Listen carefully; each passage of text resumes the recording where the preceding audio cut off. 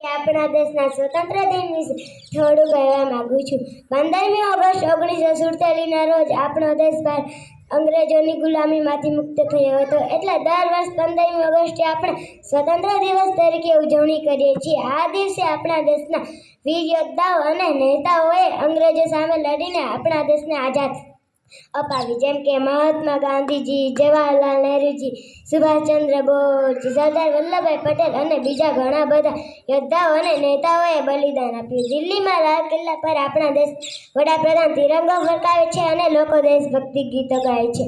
આ દિવસ આપણને યાદ અપાવે છે કે આપણે દેશને પ્રેમ કરવો જોઈએ, મહેનત કરવી જોઈએ, દેશના કાયદા અને નિયમોનું પાલન કરવું જોઈએ। ચાલો આપણે વચન આપીએ કે આપણે સારા નાગરિક બનીશું, ભારત માતાને ગર્વ થશે એવું કામ કરીશું।